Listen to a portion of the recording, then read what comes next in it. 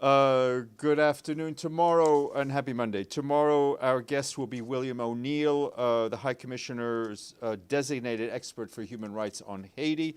He will be here to brief you on the situation in Haiti. There we go. Just make sure you're paying attention.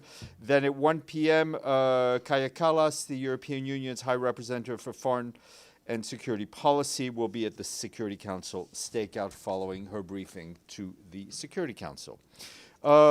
Today, the Secretary General kicked off the 69th Annual Commission on the Status of Women, and that meeting will last until the 21st of March. At the opening this morning, the Secretary General said that 3 decades since the adoption of the Beijing Declaration and Platform for Action, women's rights are under siege.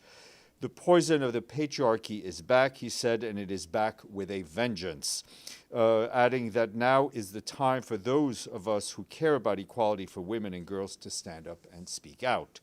The Secretary General stressed that equality for women and girls is a human right, it is a matter of justice, and the foundation of sustainable development and lasting peace.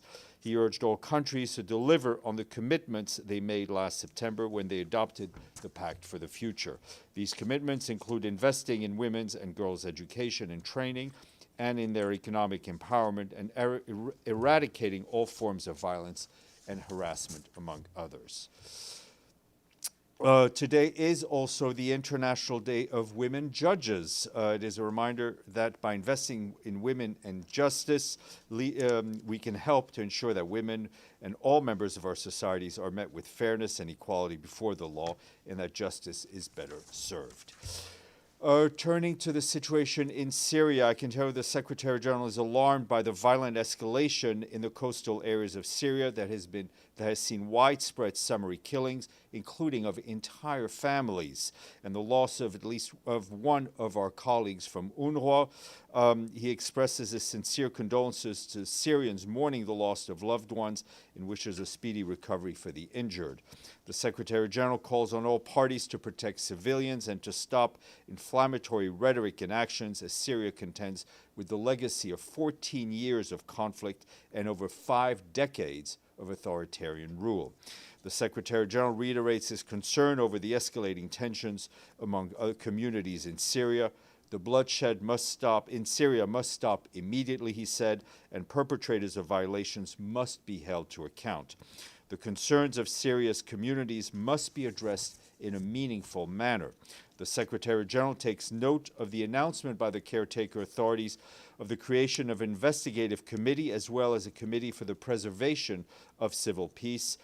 The Secretary General underscores the importance and the urgency of inclusive and a transparent transitional justice and reconciliation process for the sustainable peace in Syria. In a context of widespread disinformation and heightened tensions, the Secretary General also highlights the need to ensure and protect the space for independent media and human rights organizations to carry out their work of monitoring and verification and to shed light in a transparent manner on reports and allegations. The Secretary General's Special Envoy for Syria, Geir Pedersen, briefed Security Council members in close consultations this morning on these developments and stands ready to support efforts towards an inclusive, Syrian-owned and Syrian-led political transition in accordance with the key principles of Security Council Resolution 2254. And you will have seen that our Human Rights Chief, Volker Turk, called in a statement yesterday for a prompt, transparent, and impartial investigation into all of the killings and other violations, and stressed that those responsible must be held to account in line with international law norms and standards. And earlier the weekend, the UN Humanitarian and Resident Coordinator for Syria, Adam Abdelmullah, and the Regional Coordinator for Syrian Crisis, Ramantan Balakrishnan, jointly urged parties to protect people and infrastructure and to allow for the safe and unhindered delivery of humanitarian aid. And of course, the escalation of violence we're seeing in Syria has had a severe impact on civilians and civilian infrastructure. As of yesterday, hundreds of people, including women and children and some medical personnel, had reportedly been killed. Thousands have reportedly been displaced in the area, and thousands have crossed into Lebanon to seek safety. Our humanitarian colleagues tell us that power outages in Latakia Governorate have disrupted water pumping. Schools in Latakia and Tartus were suspended yesterday and today. The Homs-Latakia highway remains blocked, further limiting humanitarian access. Humanitarian operations in the area remain severely disrupted, with insecurity halting all movements to and within the coastal areas. Civilian infrastructure has been severely impacted, including 6 referral hospitals and several ambulances. Other medical facilities in the area urgently need medical supplies and support. Turning to the situation in Gaza, I can tell you that the Secretary General is very concerned about Israel's decision to limit electricity supply going into Gaza. This latest decision will substantially reduce the availability of drinking water in the Gaza Strip. Starting today, the facility is set to run on backup generators, which will reduce the water production capacity. Restoring this connection is vital for tens of thousands of families and children. And also, I can tell you that our colleagues at the Office for the Coordination of Humanitarian Affairs tell us that all crossings into Gaza have been closed for the entry of cargo for 9 consecutive days now. OCHA tells us that the Karim Shalom crossing also remained closed for the collection of cargo for the 9th straight day, which is severely impacting the delivery of humanitarian assistance across the Gaza Strip. We and our partners warn that fuel shortages are affecting aid operations. We're currently examining how to prioritize the remaining stock. Last week in Khan Yunis and Deir al-Bala, 6 bakeries shut down due to the lack of cooking gas, and as of yesterday, 19 bakeries supported by the World Food Program are still operating and trying to maximize their capacity to bridge the gaps. Despite limited resources, last month we and our partners working on reproductive health expanded maternity services and scaled up the distribution of medical supplies to support 5,000 births over the next 3 months. Additionally, thousands of postpartum kits were distributed to mothers and newborns in shelters and hospitals across Gaza, as well as winter supply clothing for about 12,000 women and girls. Despite these successes, our health partners report that more than 500,000 women of reproductive age lack access to family planning and reproductive health care. Over the past weeks, our partners supporting education in Gaza have opened additional schools. Thousands of children can now access learning in North Gaza and Gaza City, in Deir al-Bala, Khan Yunis, as well as Rafah. However, our partners tell us that about 1/3 of children in Gaza remain cut off from any type of formal, informal, or even distance learning activities. Turning to the situation in West Bank, OCHA tells us that Israeli forces in the north continue to be reported. In Nablus over the weekend, there were activities by settlers vandalizing farmland and water wells belonging to Palestinians. OCHA reminds us since January 2023, more than 2,000 Palestinians, half of them children, have been displaced due to heightened settler violence and access restrictions. And an update from South Sudan, where a peacekeeping mission is intensifying efforts alongside international peace partners to de-escalate the tensions following clashes between the South Sudan People's Defense Forces and armed youth in Upper Nile, as well as persistent conflict between organized forces in the western Equatoria state. The mission and its quartet partners, which are the reconstituted Joint Monitoring and Evaluation Commission, the African Union, and the International Intergovernmental Authority on Development, otherwise known as IGAD, are meeting with key political actors and signatory parties to address the fragile political and security situation, urging them to uphold the revitalized peace agreement both in letter and in spirit. As you're aware, in another effort to prevent violence and reduce tensions, an aviation crew member contracted to the UN peacekeeping mission, Mr. Sergei Pridoko from Ukraine, was killed and 2 others were injured on Friday. when a UN helicopter came under fire while undertaking evacuation mission in Nasser. We, of course, join Nicholas Haysom, the head of the UN mission in South Sudan, to express our deepest condolences to the families of Mr. Pridokto and pay tribute to the crew members for their extraordinary courage under fire. A memorial service will be held in the coming days. And turning north to Sudan, our humanitarian colleagues tell us that the situation on the ground in Sudan continues to worsen. We remain concerned about the continued violence, mainly in North Darfur State.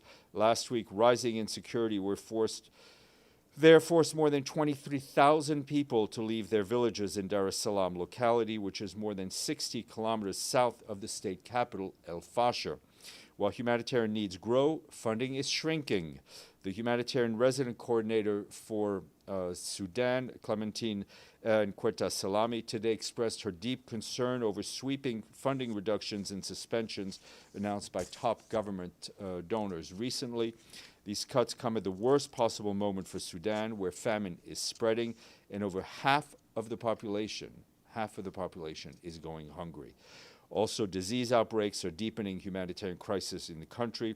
In White Nile State, a cholera outbreak in Kosti locality has infected hundreds of people, claiming 94 lives between February 20th and March 5th.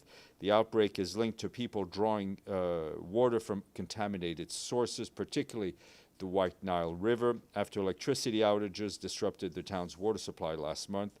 UNICEF warns that more than 290,000 children in Kosti are at risk of diseases. In Kassala State in eastern Sudan, a hepatitis outbreak is spreading among displaced communities, sheltering in overcrowded gathering sites. And the outbreak is attributed, again, of course, to poor sanitation, lack of hygiene, limited health awareness, putting already vulnerable people at further risk. Ms. Nkweta Salami urged major government donors to reconsider their decisions to reduce funding for programs that save lives and help people in distress. We urge others to step up and fill the gaps left by these devastating cuts. And just to remind you that for decades, humanitarian donors have been a lifeline for Sudan. Last year alone, they contributed $1.8 billion through the country's humanitarian response plan, funding essential assistance for at least 15.6 million people. This year's $44.2 billion is required to provide humanitarian assistance in Sudan, yet just over 6% of the funding needed to provide support to nearly 21 million people has been received so far. Turning to the Democratic Republic of the Congo, and our humanitarian colleagues warn that continued clashes and violence in parts of the provinces of North and South Kivu are having devastating impact on civilians. According to our local humanitarian partners, shelling struck a hospital in South Kivu yesterday, killing 5 healthcare providers and 4 patients, including 1 child. The attacks occurred in Walungu territory, about 50 kilometers southwest of the provincial capital, Bukavu. Meanwhile, in North Kivu, we were informed over the weekend that dozens of civilians, including many children, were killed in Masisi after armed men attacked a village between the 4th and the 5th of March. That's what local civil society groups are telling us. Our humanitarian partners also report that clashes continued over the weekend elsewhere in Masisi, killing at least 1 more civilian and forcing thousands to flee. Still, in North Kivu, violence also severely hampering access to 100,000 displaced human beings in neighboring Walikale territory. These people have fled their homes back in January of this year. We're deeply concerned about the continued impact of violence on civilians in the eastern DRC and remind all parties of their obligations to uphold international humanitarian law. This includes taking all feasible precautions to protect civilians and civilian infrastructure. Turning to Ukraine, our humanitarian colleagues on the ground are telling us that hostilities across Ukraine over the past 4 days have caused several casualties. Over the weekend, strikes targeted energy, gas, and heating infrastructure, temporarily leaving 130,000 families in the Odessa region without power. In Kharkiv and Zaporizhzhia regions, heating and gas services were also disrupted. In the wake of these attacks, humanitarian teams swiftly mobilized emergency assistance, distributing emergency shelter kits, blankets, hygiene, and other essential items. Hot meals, emergency shelter materials, medical checkups, and psychosocial support were also provided. And this afternoon, as a programming note, 3 p.m. Security Council will reconvene to hear a briefing on the situation in Afghanistan, and the council will be briefed by Rosa Otunabayeva, who is the head of our mission there. Money came in, which means I have a question for you. This country hosts a UN regional headquarters. It has also produced some of the world's best long-distance runners. Kenya. All right. You all win. You all win. Whoever mentioned Ethiopia did not win. So we thank our friends in Nairobi for full payment to the regular budget. This brings us up to 73. And in case you were asking, Kenya paid $1,259,204, to be exact. Edie. Thank you, Steph. The U.S. Secretary of State Marco Rubio announced today that after a 6-week analysis, 83% of USAID's programs have ended. Can you tell us what impact this is going to have on the United Nations, and can we get a list of UN programs that are going to be affected? Well, I mean, I will try to get you a breakdown. I can tell you that the impact of these cuts and those from other countries will have a devastating impact on the people that the United Nations serve, and obviously on the people that were served directly by these programs. Benno. Thank you, Steph. Mark Carney is the new head of the Liberal Party of Canada and will also be new Prime Minister of Canada, and recently he worked for the United Nations, so I thought you might have a comment or some warm words. I mean, this was the result of an internal process by the Liberal Party. I mean, we'll obviously await his official designation as Prime Minister, but we look forward to working with the next Prime Minister of Canada. Deji, then Michelle. Yes. On the electricity limitation in Gaza, has that situation affected UN operations inside Gaza? No, the electricity in Gaza has been cut off for quite some time. So the only direct electrical link, as I understand it, from Israel to Gaza was to this water desalination plant. Almost the rest of the electricity that's being provided in Gaza is being produced internally through generators or power stations. So far, Israel cut the electricity, and there's no convoy getting in for 9 days. Can you tell us what does Israel government allow to get into Gaza so far? Nothing. I mean, there's been no goods coming in. No trucks coming in. I've not heard that humanitarian workers were not allowed to go in, but no goods have been coming in. And I mean, we again call on all the parties to live up to the obligations that they had agreed to. We want to see the humanitarian aid return and flow back and flood back into Gaza. We want to see the hostages, the Israeli hostages and other citizens that continue to be detained, released. Okay, Michelle, then Benny. Just a quick follow-up on Edie's question on USAID cuts. They were kind of finalised about 12 days ago. Some were reversed, but now it's definitely finalised. Do you have any kind of ballpark? Like, I know the agencies are all doing their own thing. I think everybody's trying to, I understand your frustration at not getting exact numbers, but there'd been a lot of confusion in terms of what was cut, what wasn't cut, and obviously some monies are commingled with others. So I think everyone is trying to take out their abacuses or abacais and go through the number. But obviously, you know, it's the impact is on people. And Is devastating. what communication is the UN having with the US about this? The agencies have been in touch with their counterparts. Benny, and then Margaret, and then Gabriel. I think the word is abakai, Abakai. You know, that's right. I tried both. Yeah. the plural. Anyway, the Secretary General, if I remember correctly, met with Ashara, the president of Syria.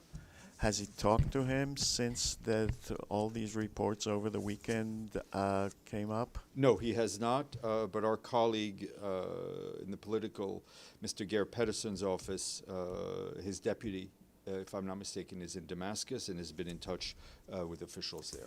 Is the crisis acute enough for the Secretary General to get in? Look, we have a lot of communications channels with the transitional authorities, and we're using all of them. Margaret.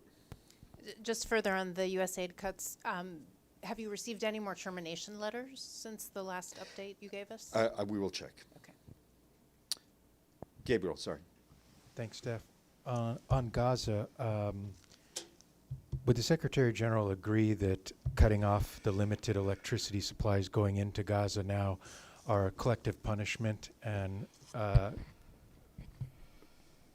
violations of international law? There is a obligation for Israel under international law to provide these basic services, and they should do it. And the border crossings have been closed now for, you said 9 days, Yeah. and you said that you're having to prioritize the remaining stock. That seems to indicate that stocks potentially are going to be running low. Can you give us any I mean, more? not potentially. I mean, it's basic math, right? I mean, we had stocks when the crossings were open. The crossings are now closed, so we're not sitting on the stocks. We're trying to, my colleagues on the ground are trying to make extremely difficult decisions about how to best use the stocks, these stocks, to make sure they last the longest amount of time, because we don't know how long this closure will last. Yes, please, Dennis. Yeah, thanks so much. A quick follow-up on Syria. I'm wondering if you have any presence on the ground, I mean, UN staff in the coastal areas of Syria. There were some staff that have been relocated, but not a large number at all. Edie, and then back to Margaret. Steph, have there been any discussions between UN officials and Israeli officials about the cutoff of food and electricity? Yes, I mean, our colleagues on the ground are in constant touch with COGAT, who are their counterparts. Margaret, then we'll go to the screen. You mentioned that an UNRWA staffer died in Latakia. Was it in Latakia? It was in that area. It was on Friday. And was it while they were We're trying working to. or I'm in trying to their get. home, or? Just trying to get some more details. Okay. Mike.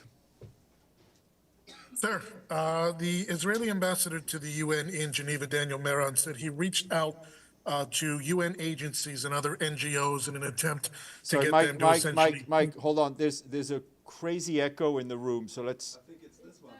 Okay.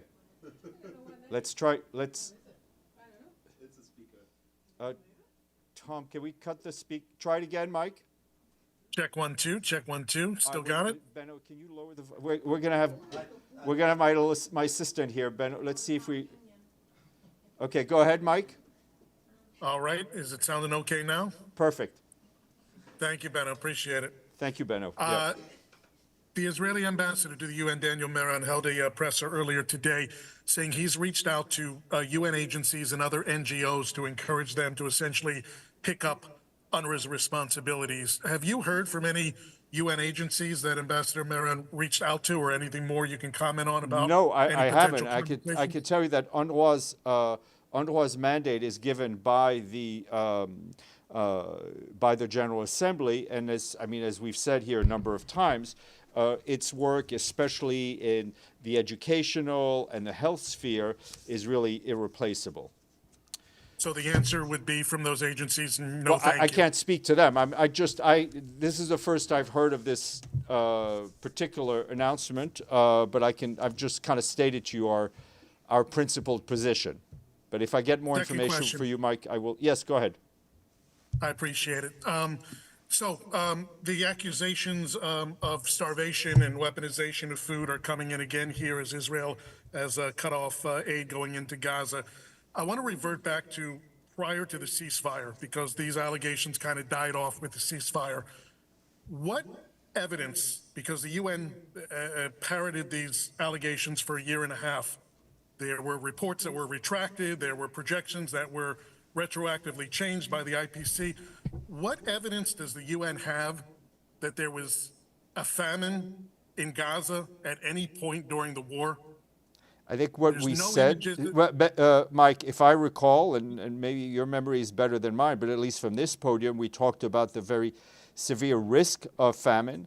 Those studies were done by the IPC, which is a group of UN agencies and also a group of non-UN agencies, American, German, Europeans, and others, who've established a scientific method to talk about hunger, to classify hunger, and we stand by their findings.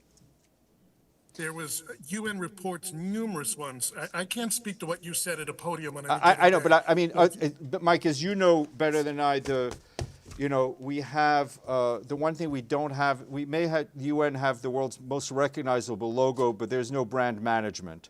There are a lot of people who can speak on quote behalf of the UN. I'm speaking on behalf of the Secretary General. What we've said here. And what others have said. UN News Center. I'm not talking about the special experts or I- anything. I'm talking about the UN Central News Center. Mike, Reported extreme hunger and famine. Well, there's a. We could go on for a long time. There is a qualitative scientific difference between hunger and famine. Famine is a very specific word. We have talked often about hunger in Gaza, and I don't think anyone can dispute that there was hunger in Gaza. And I think we've seen it, and our colleagues, numerous UN colleagues, have come out and spoken to what they've seen with their own eyes. And as for the IPC, I think I've answered that question. Stefano, and then Michelle. Thank you, Stéphane. I was listening, Oh, good. so I hope nobody I'm glad asked. that's the headline. No, I wasn't in the room. Okay. The point is, I don't know if it was asked. No. So, but I was listening, and I think nobody asked before. This Maybe there's a weekend, reason. former graduate students from Yes. Columbia University has been arrested. He's a green card holder, married with an American, and apparently he was arrested because for anti-Semitism. Other sources says that he was just protesting, organized protesting.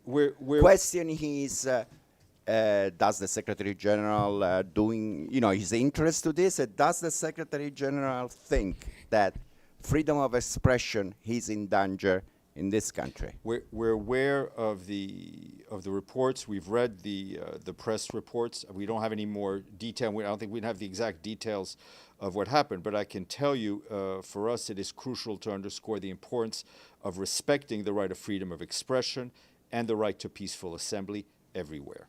And then, this is inspired by your green tie.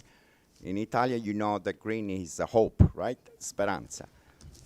You have been a witness of history of United Nations for a long time now. Do you think we, as an international community, are living through the most complicated, I would say, dangerous time of all what you witnessed so far? I hate to be chronocentric, but I think this is indeed a very unstable and difficult time and challenging times we're living through. Chronocentric? I just like whatever time you're in, you think is the most important time you're in. I don't know if that's my definition anyway.